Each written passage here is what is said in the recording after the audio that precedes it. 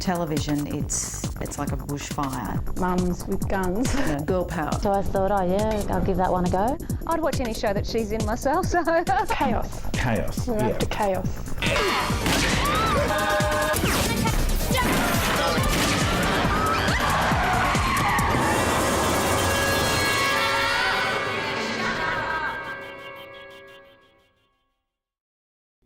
I like the idea of two suburban mums solving crimes. It hasn't been done before. And I also love the idea of working with Claudia. I love the kind of, domesticity in suburbia meets mystery angle. We tried different things, and suddenly Kay came up with the notion, well, let's turn it into a murder mystery. They almost have that feeling of some of the English detective shows where you're allowed to have some humour among your mayhem. In film one, we meet Chrissy Hindmarsh and Jo Collins at Playgroup. It's Jo, isn't it? Yeah. Yeah, Chrissy Hindmarsh. One of the other Playgroup mums, played by Freya Stafford, is running from a dark past of drug use and murder. We're gonna go.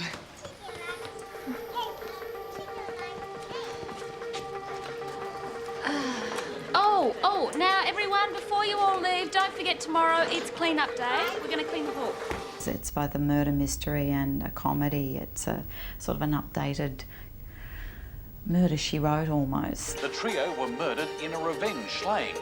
Their crime that they provided the vital tip-off that led to Devison's arrest. In the first episode, we were using the story of a woman whose life had gone off the rails as a way of kind of having a debate between Chrissy and Jo about options in life. She'd be a bit of an ex herself, wouldn't she? Ex what? Ex-junkie. Oh, that's a stretch. You only met her yesterday. Just because she drives an Audi doesn't mean she's not pushing shit up her arm. No, not Melinda. And where's all the money going?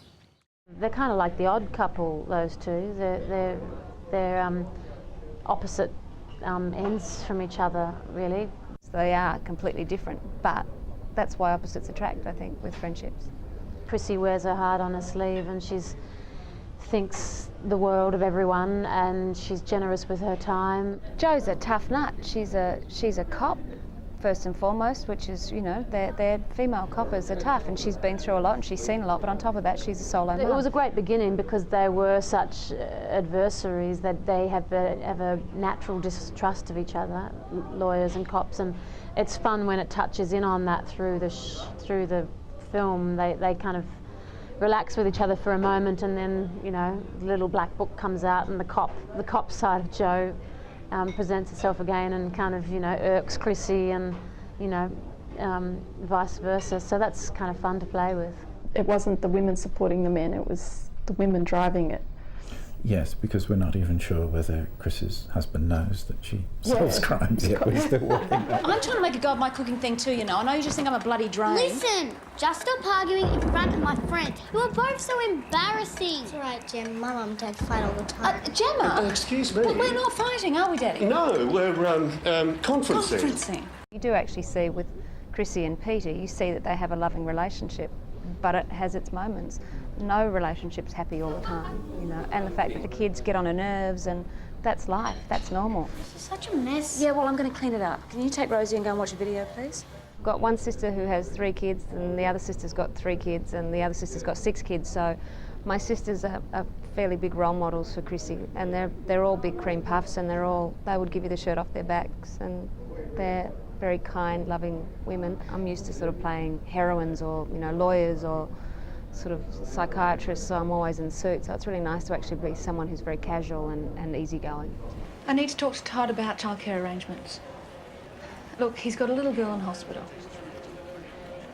She's sick, she's by herself, and if we don't do something, his kids are going to end up with welfare.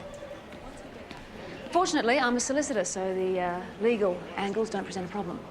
Family is crucial and important for bad guys as well, because in the first story, it is actually a story about family, because Melinda, she marries a guy, Todd, who for a while in the story you think is a bad guy himself, but what drives him is a sense of affection for his family as well. It's a fantastic emotion to play because it is so easy to relate to. That desire to protect your own child and fear for their safety is such a archetypal drive. These men will come after your children. All right, you get the bigger picture now. She feels hard done by, I think, particularly because the way women are treated in the police force a lot of the time, and also because she's now a single mother. She's got a lot to be pissed off about, and she lets people know that. As of today, I'm a glorified data entry clerk. Well, there's obviously been a stuff-up. They got it wrong. What did you say? Did you say there's been a stuff-up? Oh, yeah, well, funnily enough, yes, Greg, I did. I said, bugger this, bitch. She's pretty black and white, the way she views the world. She looks at things quite simply. She loves to be needed, but she does seem to be kind of at the bottom of the barrel in a lot of the situations that she's found herself in. How come I'm the one who's getting You were the one who wanted to go part-time. Yeah, that's right. And if I don't go part-time, Ryan wouldn't see either one of us from one week's end to the next. Oh, Joe, look at it from their point of view. They need a full-time commitment. Now, what can you possibly achieve? 4 afternoons a week with no shifts and you're never on call. I think the police force is particularly difficult on families because if you're a detective, you're on call 24 hours a day, and often the calls are at 3 o'clock in the morning. So for two people, for both parents to be on call with a child is pretty unrealistic. What the bloody hell have I done? You're still breathing. You're as tight as a fish's ass. Yeah, the anger that Joe feels at being kind of demoted due to being a mother is directed solely at Greg, and there is a kind of resentment to the way the whole world is set up, I guess, for mothers and families. It doesn't really take them into account. Sorry, mate.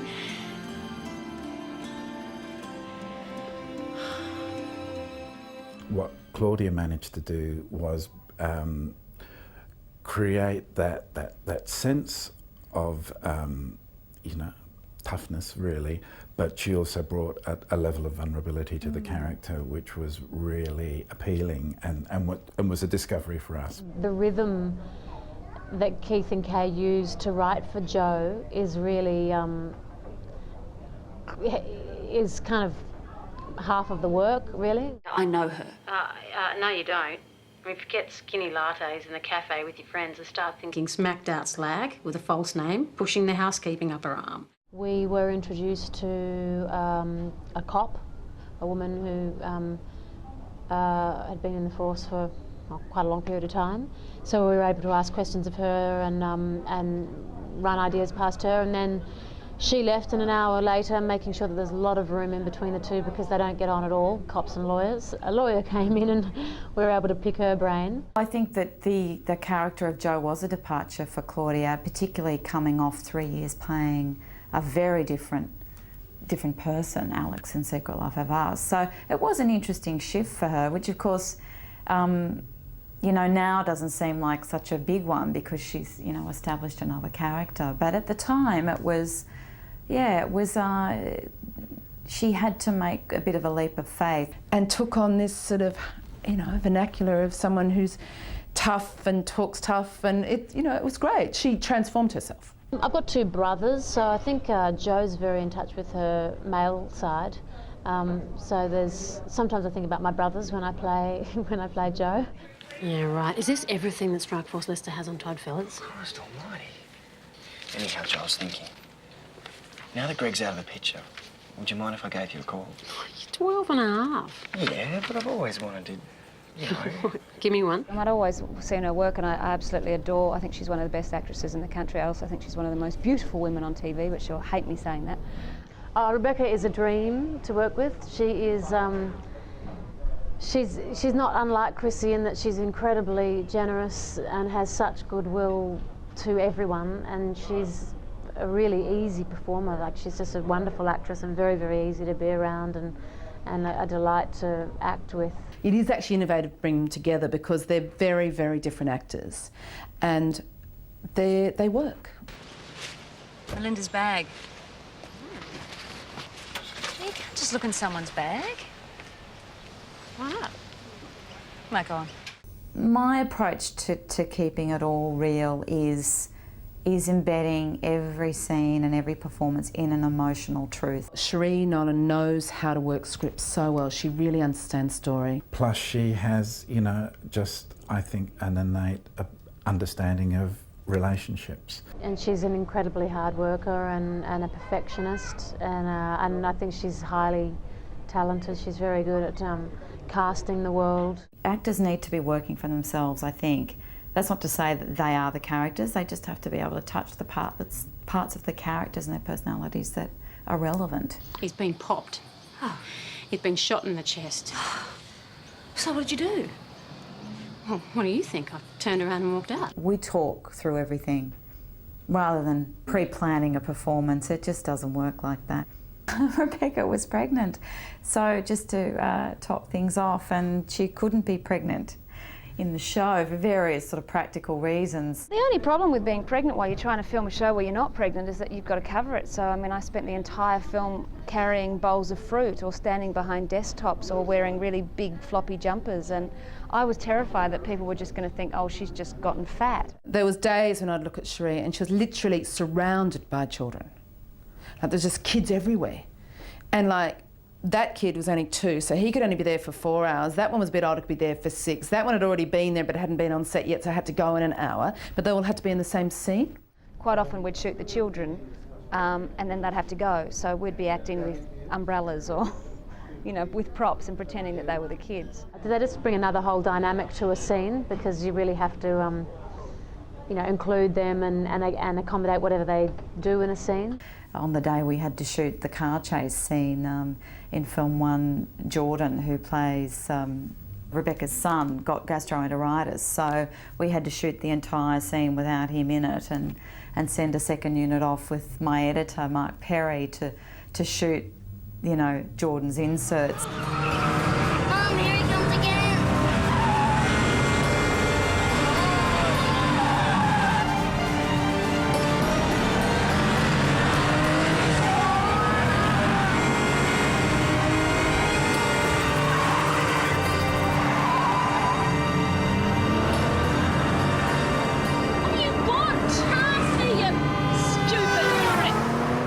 It's so textured, it's so well layered. I think Keith and Kay, the writers, have done a wonderful job with that. Keith and Kay have a very distinctive approach. You know, they're not only co-writers, they're husband and wife. They're, which is, you know, an added dynamic, and they have a certain process. And if you work with that process, then you get great work. When you have actors of the quality of Claudia and Rebecca. And all of our cast, we are so lucky. We just had the most amazing cast. When you have those, the stories have to be about the two of them. Having Rebecca Gibney and Claudia Carvin allows you into an audience. A couple of people approached me on the streets and said that they just loved all the mother and kids stuff, and they liked the whole concept of the domestic world, you know, encroaching on the mystery kind of thriller genre. People came up to me at the end of it and said it was nice to see a real woman playing a real character. If we could tap the world of the domestic world of women and work and home and family, that we hope there would be a huge kind of recognition factor for that amongst women, because we have a theory that women control the remote on televisions. The thing that keeps your bum on the seat is what's going to happen next, and you know, the writers did a great job of posing that question, and hopefully we all did a good job, and that's why it did well, and why, you know, there's going to be more of them.